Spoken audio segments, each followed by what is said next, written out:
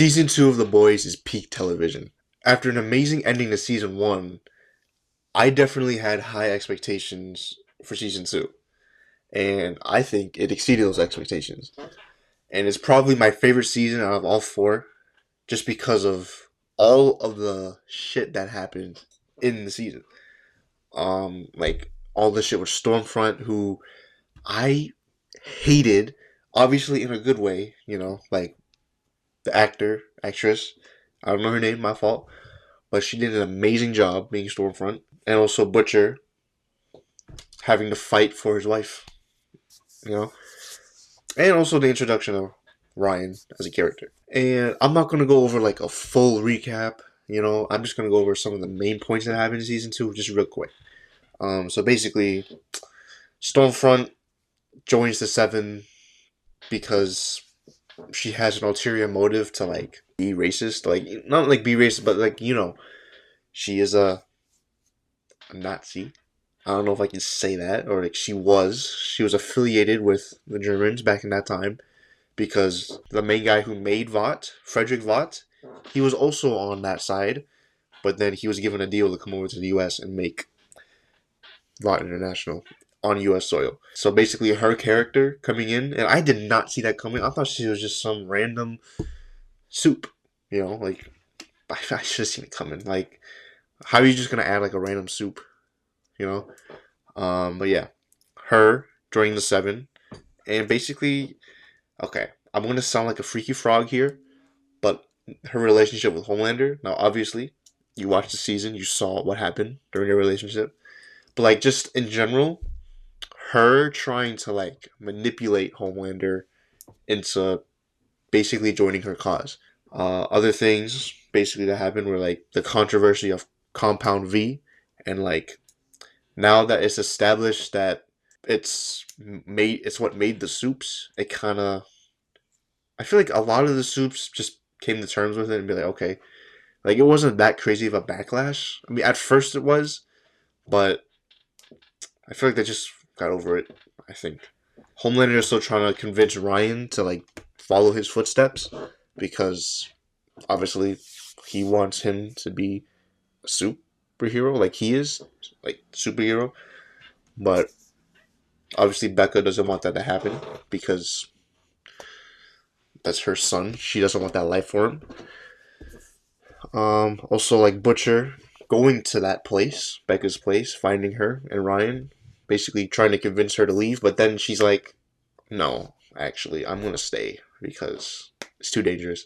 It turns out Homelander took Ryan anyway because he manipulated him into thinking Becca lied to him his whole life, which yes, she did, but I understand it. Ryan went with Homelander and Stormfront.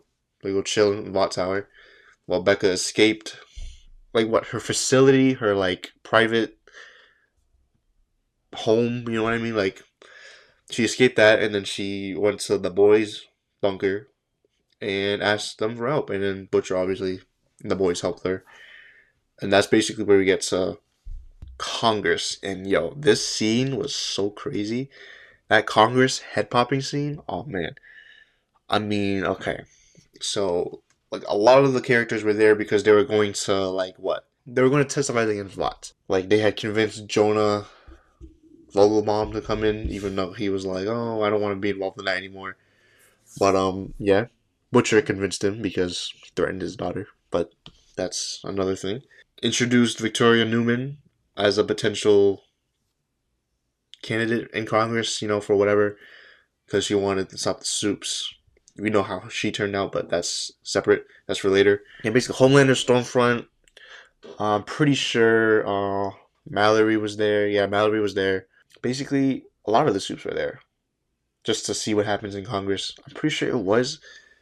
It was just a general testify against what for the Compound V. I'm pretty sure, or at least like something to do with Homelander. Something. It was something like that with the soups. Either way, it started off literally. It popped off, pun intended, with the judge or like the guy, the main guy, getting his head popped off. Everyone's shocked. Everyone's shook. And then you got Jonah Vogelbaum, head pop, boom. And then a couple other people, freaking Shockwave. Transformer name. He got his head popped. Victoria's like secretary heads got popped. A lot of people's head got popped. And then that was basically that scene. And like, even Homelander and Stormfront were like, what is going on? And that's something crazy. And obviously we're thinking, oh, Vought is doing this. Somehow Stan Edgar, the like CEO of Vought, somehow he was involved. And it turns out he technically was. That's separate. Actually, I guess I can get into it now. Like, at the end of the season, it was shown that Victoria Newman was the head popper because she also popped the freaking church leader that Deep went to, for his comeback. She popped his head at the end of the season, and I confirmed it. But anyway, getting back to like a little bit before that, their plan to get Ryan and Becca out, because Butcher had met with Stan Edgar to make a deal to protect Becca and Ryan, but it was mainly just to protect Becca. Like, Ryan can stay with Vought, that's whatever. But Becca was supposed to get free with Butcher. And then they end up doing it. They distract Homelander. They also leaked the Nazi shit on Stormfront. She flew back to Vought Tower, confronted someone there. Then she flew all the way back. Whatever. But that fight it wasn't against Homelander. My fault. I need to get my facts straight. It was against Stormfront. But in general, they distracted Homelander with like a sonic sound. Like, that shit hurt in my ears. I had to turn the volume down. So that distracted him. Butcher went in, got back. Butcher and Becca went in, got Ryan, brought him out, and then boom. But then Butcher went back on the deal and decided, you know what? Just get Becca and Ryan out of there. Marvin go drive them away. Butcher will stay and help fight Homelander, I'm pretty sure. And then Stormfront, this is where Stormfront comes back in. She bodies the car. Obviously, everyone's fine because she just like flipped the car over. And then the girls fight because they had that thing in the middle of the season where like girls get it done as well or something. Like I said, yes, Starlight, Kimiko, and Maeve. Maeve showed up either out of nowhere or she agreed to help or something like that. And they all fought Stormfront 3 versus 1.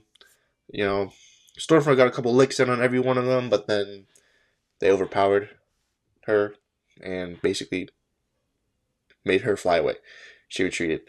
And I think that's it. And then once you get to the forest with Butcher, Becca, and Ryan, Homelander came there. And they basically were going to fight. Oh, wait, Homelander wasn't there yet. Homelander is somewhere. I don't know where he is. He's still somewhere out there. I think he was bodying either the FBI, CIA, or like the Vought agents that went into the house to go check on Becca and Ryan. Homelander was fighting them, slaughtering them. And then Stormfront confronted Butcher, Becca, and Ryan. She was beating them up, and then Ryan was like, hey, stop. And then he basically fried her ass and also killed Becca in the process. Like slit her throat or something by accident. Butcher passed out, woke up. Stormfront is fried. Becca's dying.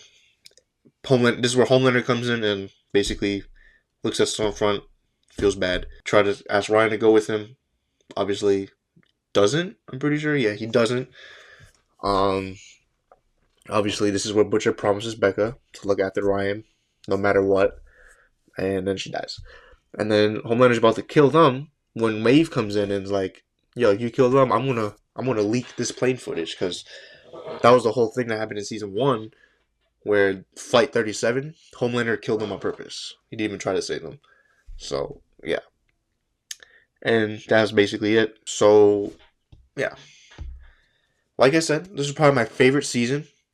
And that also sets up season 3 for me. It doesn't like... The plot doesn't necessarily set up season 3. Well, it does, because it's like, how's Butcher gonna help Ryan or protect Ryan? Obviously, we know with the help of Mallory and stuff. Yeah, there's that. And then, for me personally, because I knew Jensen Ackles was gonna come into season 3, that made me hype. So that's his own thing. But after the ending,